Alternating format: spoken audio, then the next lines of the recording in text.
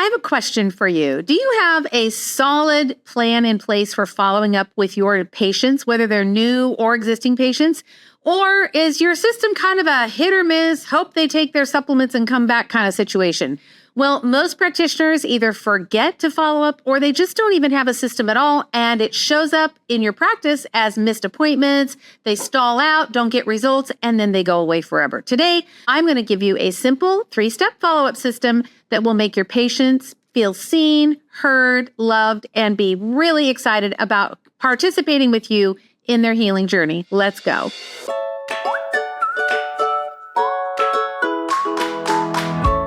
Welcome to the Clinical Entrepreneur Podcast. I'm Rhonda, your no-fluff, tell it like it is business bestie for wellness practitioners just like you who want to build a practice you love and make a bigger impact and a little money while you're at it.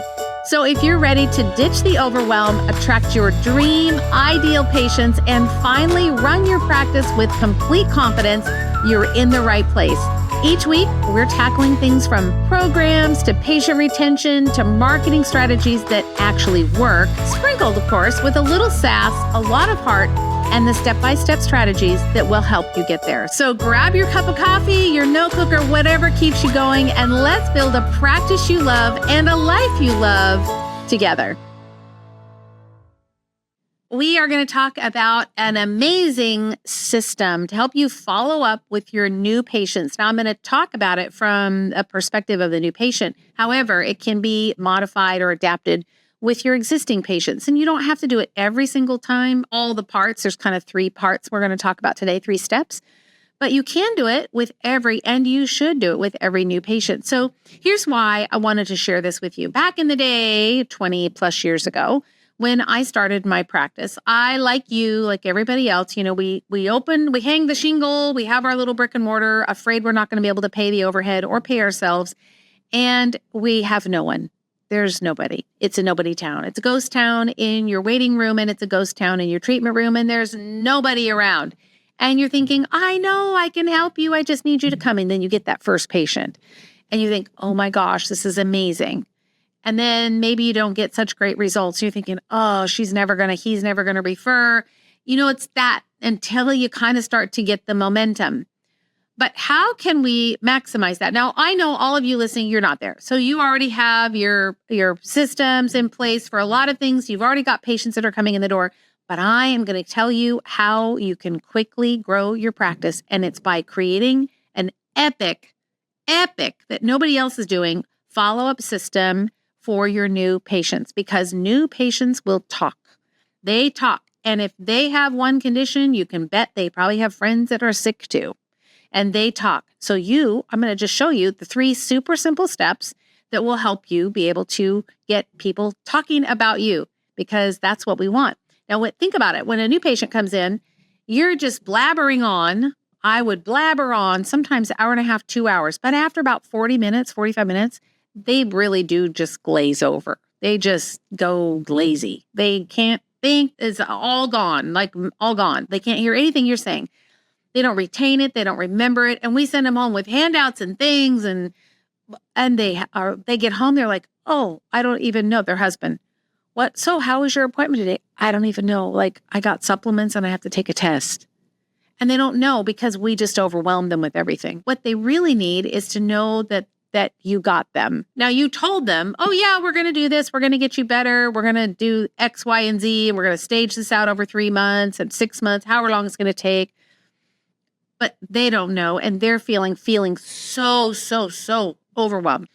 So if you have a way to be able to follow up with them that quiets that apprehension, gives them the confidence that you got them. Like, we're in this together. I'm not going to let you go. I'm not going to send you out and say, I'll see you in a month. Take all your supplements and then I'll see you in a month. When you do these 3 simple things, I'm telling you, it will literally skyrocket your practice. You will very quickly stand out in a sea of other practitioners and even other functional medicine wellness practitioners that don't follow up with their new patients.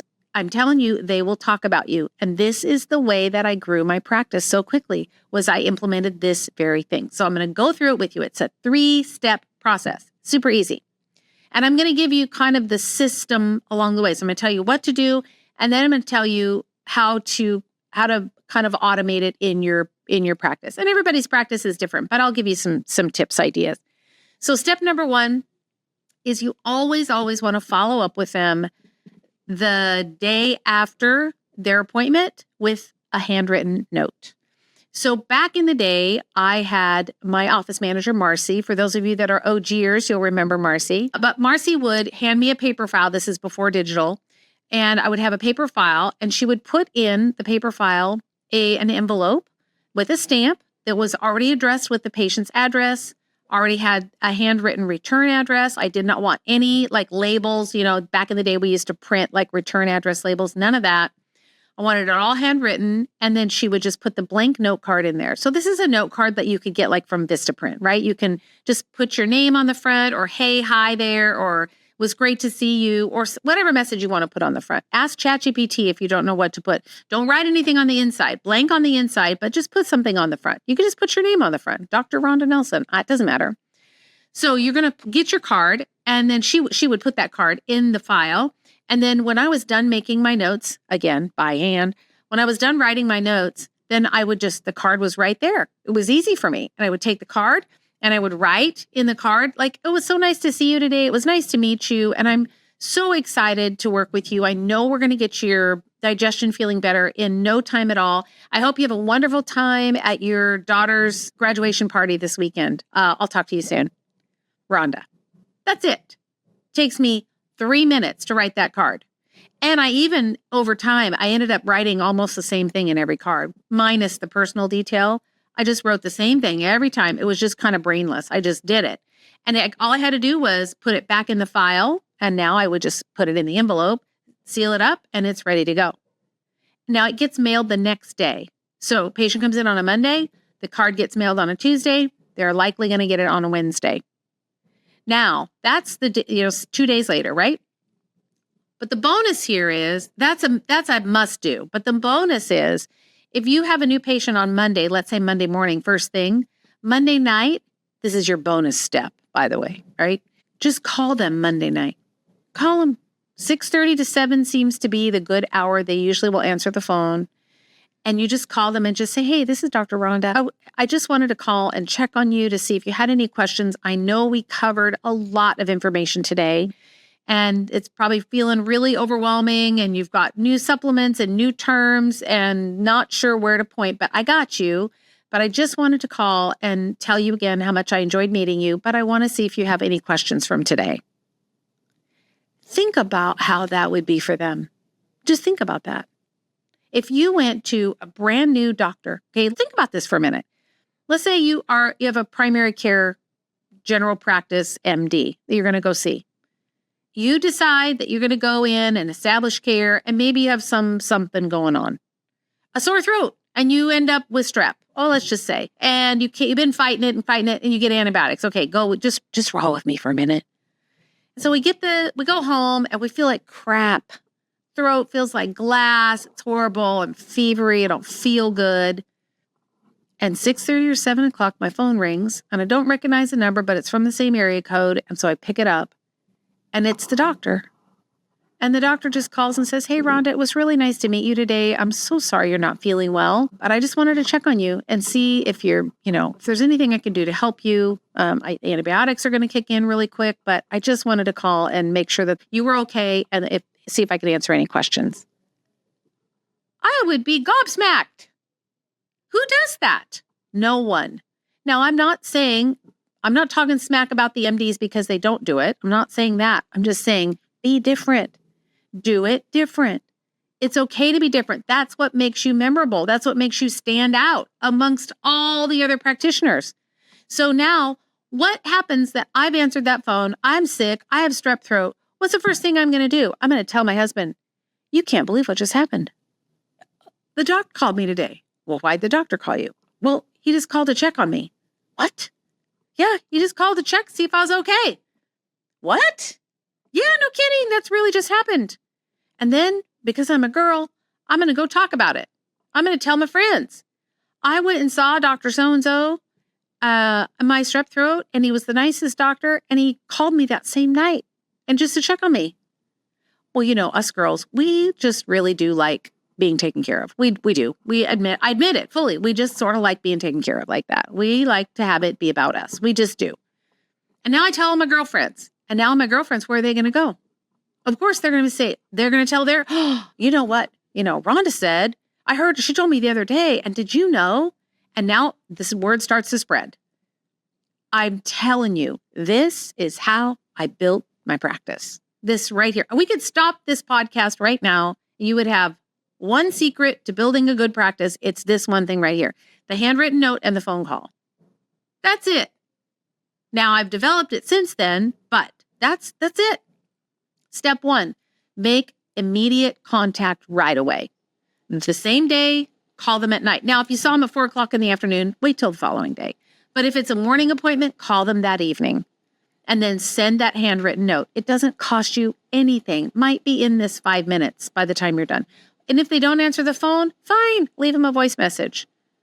And just say, it was really nice to meet you today. I just was calling to see if you have any questions. I'm getting ready to leave for the day, but if you do, please call our office back tomorrow and I'd be happy to answer.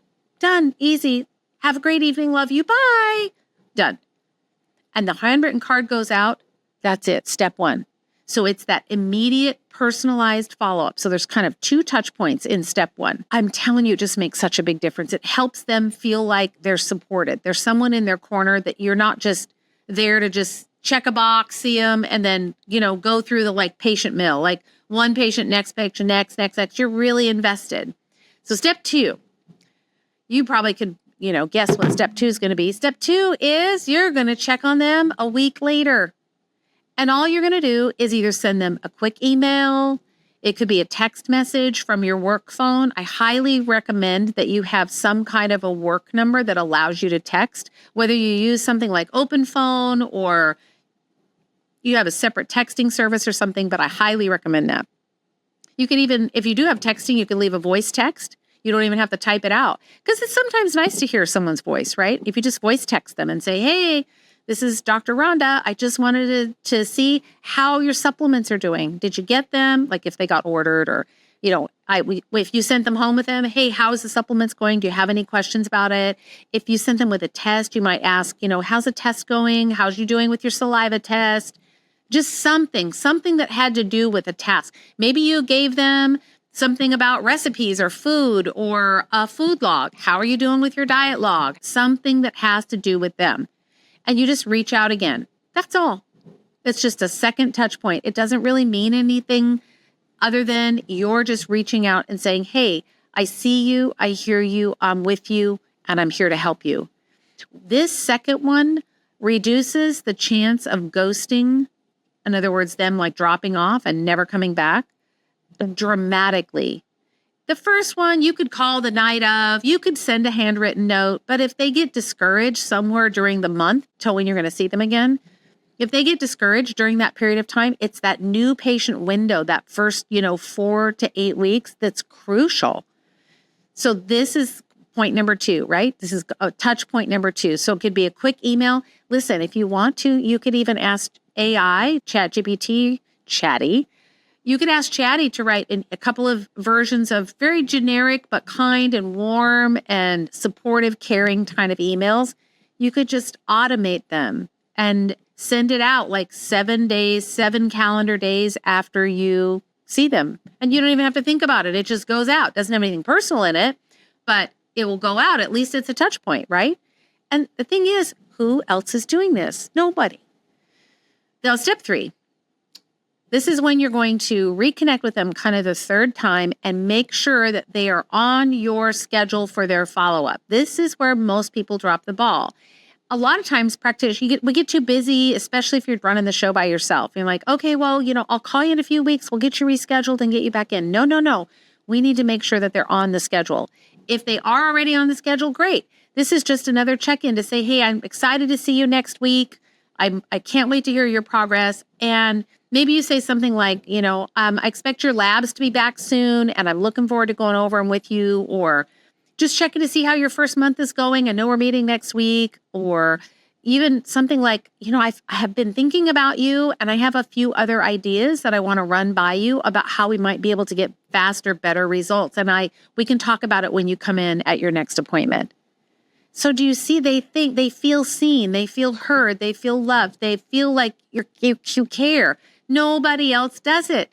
And if you don't have anything to say, if nothing else, you just say, hey, I was just thinking about you and I just wanted to call and encourage you. I know that sometimes feels overwhelming in the beginning, but you got this. Like, I'm going to be with you the whole way. You got this. That's all. And then your next face-to-face will be when they're back in the office. So now it's really pretty simple. It's 2 touch points I would recommend within the first 48 hours, basically. Then there's a touch point in week 2-ish, like maybe a week to 10 days after their appointment. And then you have a third touch point, was roughly a week before they come back in. And then you can decide how you want to do it for the next 4 weeks. If you have a 4-week interval, you may want to set your system up so that an email goes out at the 2-week mark after that second appointment. Fine. But the first month is absolutely crucial. So now how do you keep yourself organized? That's always the kicker. I think to start, the easiest way to do this is I'm a kind of a paper person. Like, I like looking at writing things on paper. It's because I'm old. I grew up with paper. But you youngins, you just do digital things. So whatever's your flavor, digital or paper, I don't care, but just do something that makes it a system. You could use a Google Sheet to keep track of it. If it's me, I like to use Excel. I create the template and then I print it out and I want to put it on a clipboard and I want to write on it. That's me. But all you need is the name, the date they came in, and then 3 columns. Touch point number 1. And then it may say like day of, call. And then the next column is note card sent. And then the next column is, 2-week check-in or 10-day. You might call it a 10-day or 2 weeks or 2.5 weeks, whatever. 2-week check-in, 3-week check-in. And then you might put on your spreadsheet, they're going to come back in and you may have a 6-week follow-up that you want to do. And then you can see where everybody is. And all you do is you put in the date right there and then mark it off when you did it. And what it is, if you're going to text or voice, just mark it off when you did it. That's it. It's so easy. And you can use Asana or some other task management if you want to, like that's fine. Trello, whatever it is that you want to use, totally fine. I am just a paper person. I like paper and pencil. That's my favorite.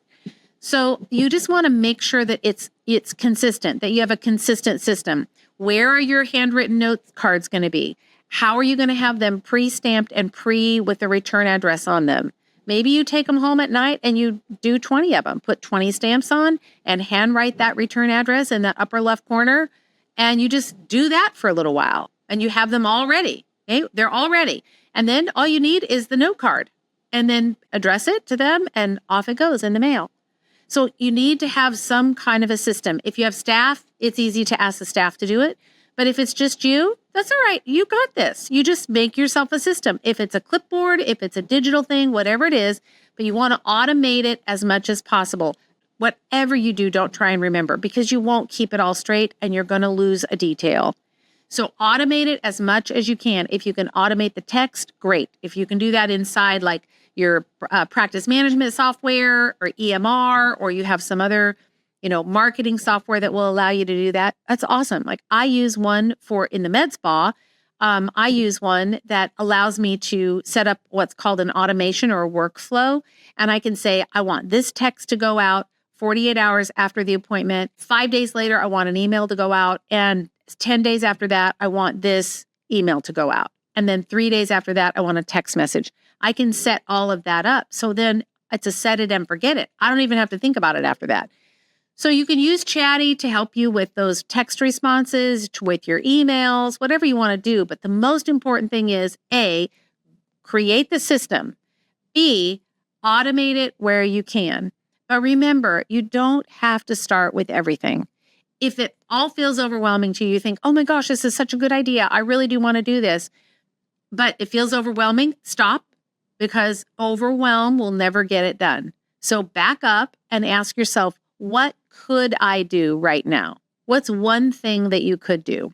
Well, I would venture to say you probably could make a phone call.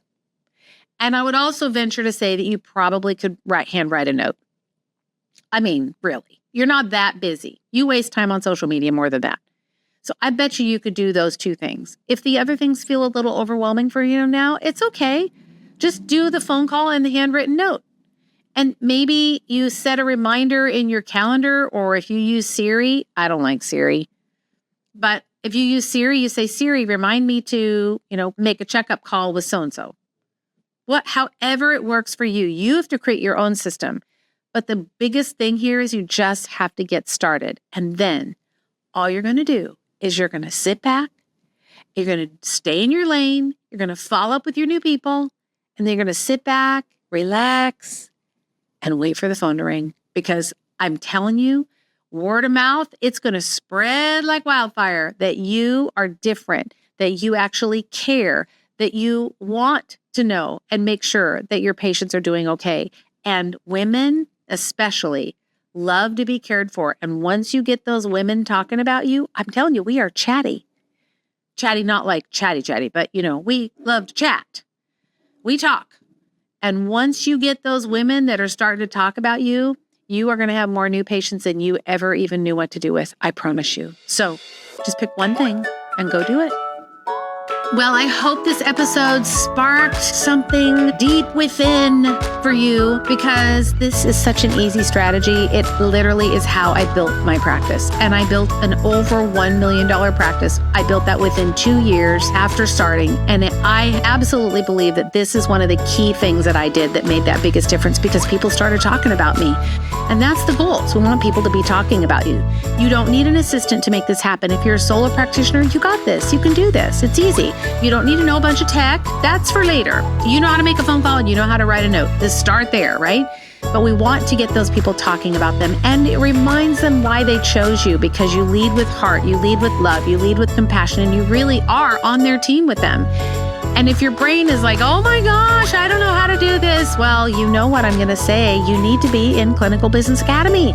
That's why I created it. It's full of all of the things that I wish I had known when I was first starting out. This particular strategy, I just happened to get right.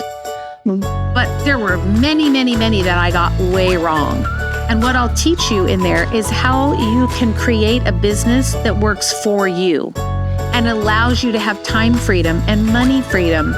You don't have to work for the business or in the business all the time, because it's exhausting. I got you. Those are all the things that we talk about inside Clinical Business Academy. And I want you there. You need to be there. If you're listening to me, if you're in the sound of my voice, you need to be in Clinical Business Academy. Just get on a call with me and let's talk. It's no pressure, no big heavy sales. I'm not that person. I just want to get to know you, what's going on in your business, and let's see if it's going to be a good fit. If it is, awesome. If it's not, awesome. That's okay. But I want to help you. I'm here. I do this podcast every week because I care and I really do want to help you make little steps towards making that progress. So you can keep doing it the podcast way, or you can get my one-on-one help inside Clinical Business Academy. And that is the fast way to growth. Go to RondaNelson.com/CBA. Schedule a call with me. You won't get anybody but me, promise. You'll be on with me. And let's just chat. I'd love to know more about your business and see how I can help. Have a great week. I'll see you next week on the Clinical Entrepreneur Podcast.